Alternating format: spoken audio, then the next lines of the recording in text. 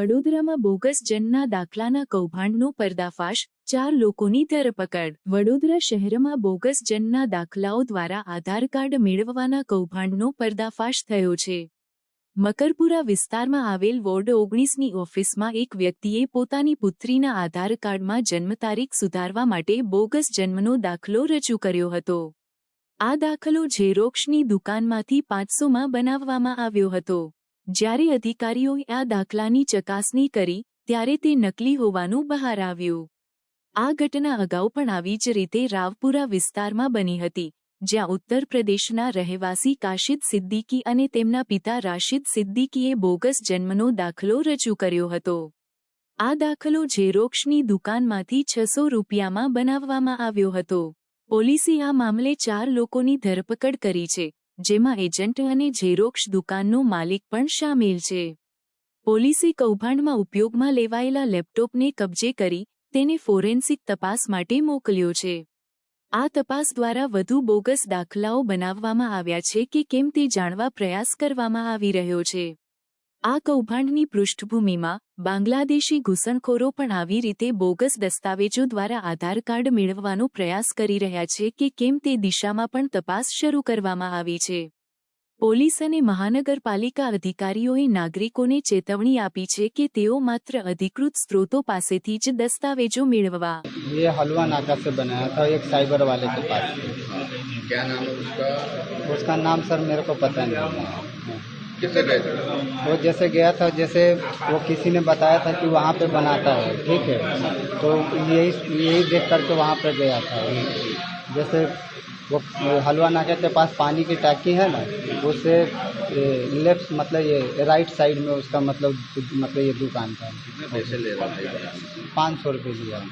कितने बनाए होंगे? अब ये तो सर तो वो तो जैसे हमारा बनाया तो कितने जनों का बनाया होगा। आपको पता कैसे चला कि ये जो जगह पे ये लोग ऐसे काम करते हैं? अभी पता चला। ये सर जैसे अपना एक दोस्त है ना, तो वो जैसे उसने जैसे बताया होगा, कभी कुछ कराया होगा उसके यहाँ से, तो उसने बोला था कि वहाँ पे जाओ तो मतलब तुम्हारा काम हो जाएगा। क्या नाम आपका? मुन्ना भाई। આ ખૂબ જ ગંભીર અને ચિંતાજનક વિષય થઈ ગયો છે, પણ અમે બેઠા છે, કોર્પોરેશન બેઠું છે આ બધા ફ્રોડ ડોક્યુમેન્ટ પકડવા માટે। કારણ કે અમે 3 લેયરનું ડેસ્ટિનેશન રાખ્યું, ચેકિંગ રાખેલું છે, 3 લેયર ચેકર। એ ડોક્યુમેન્ટ વેરિફિકેશન જે ટોકન માટે આવતા હોય છે સવાર 9:30 સાડા 10, ત્યારે ફર્સ્ટ લેયરમાં ડોક્યુમેન્ટ વેરિફિકેશન થતું હોય છે। એમાં જે ડોક્યુમેન્ટ રજૂ કરવામાં આવે છે એનો ફોટો પાડી અમારો એક વોટ્સઅપ ગ્રુપ છે એમાં મૂકવામાં આવે છે।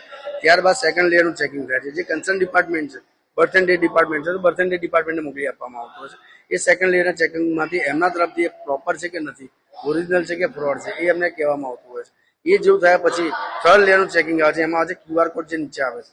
2020 પછી જેટલા પણ બર્થ સર્ટિફિકેટ બનેલા હોય તેમાં QR કોડ આવેલો હોય છે। હવે એ ઇસ્યુ ડેટ અને અમે ફોર્મેટ ઉપરથી અમને ખ્યાલ આવી જાય છે। આ જે હતું, જે 1લી તારીખ વાળું હતું એ જમનાબાઈ વાળું હતું, આ જે છે એ હતું વડોદરા મ્યુનિસિપલ કોર્પોરેશનના લોકો વાળું, એટલે વડોદરા મ્યુનિસિપલ કોર્પોરેશન દ્વારા રજૂ કરાયેલું એવું એમની રજૂઆત હતી, પણ આ વડોદરા કોર્પોરેશન દ્વારા રજૂ કરાયું નતું, કારણ કે એનું ફોર્મેટ ફિક્સ હોય છે જે અમને ખબર હોય છે। એટલે એના લીધે આ આખું થતું થયું। એટલે અમે તાત્કાલિક સતર્કતા દાખવી અને પોલીસને જાણ કરી। કેટલી ગંભીર બેદરકારી કહેવાય કે 700 રૂપિયામાં હાલ હવે બર્થ સર્ટિફિકેટ વેચવામાં બને છે।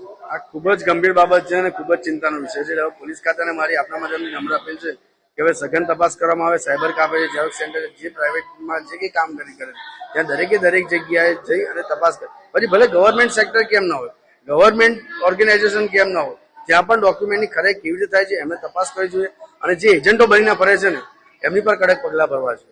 હું આપના માધ્યમથી જાહેર જનતાને એક નમ્ર અપીલ કરવા માંગુ છું કે તમારો રૂપિયો તમારા મોશક પાછળ વાપરો, તમારા પરિવારના મોશક પાછળ વાપરો, બની બેઠેલા એજન્ટોના ઘર ભરવા માટે।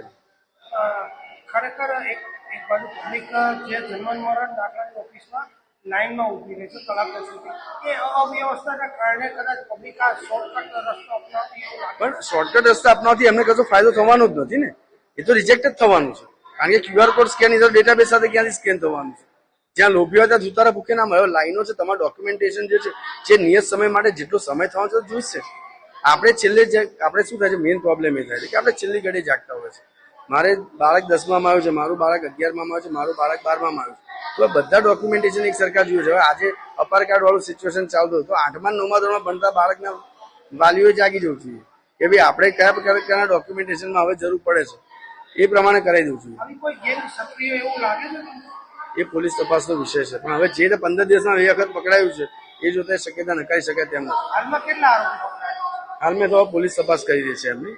અમે ફરિયાદ કરવા માટે આવી ગયા છે. તોય કેટલા આરોપી પકડાયા? એ અમને ખ્યાલ નથી, એ પોલીસ તપાસમાં એમના દ્વારા જ ખ્યાલ છે. અધિકારીનો સમૂહ એવું કંઈ લાગ્યું? ને એ તો પોલીસ તપાસ કરશે, એવું અમને કોઈ ખ્યાલ નથી. આમાં અધિકારી તો ક્યાંથી હોય છે? કારણ કે આ પ્રાઇવેટ જગ્યાથી બનાવે, સાયબર કાફેમાં ક્યાં અધિકારી? ફોર્મેટ જ ખોટું છે. નજરમાં આવ્યું અને શક્ય નથી. જો હું તમને ફેક્ટ કીધું, અધિકારી સંડોવણી ક્યારે આવે? જે કોર્પોરેશનનું નિયત ફોર્મેટ હોય ને, કારણ કે આખું QR કોડ બેઝ હોય છે. શક્ય જ નથી.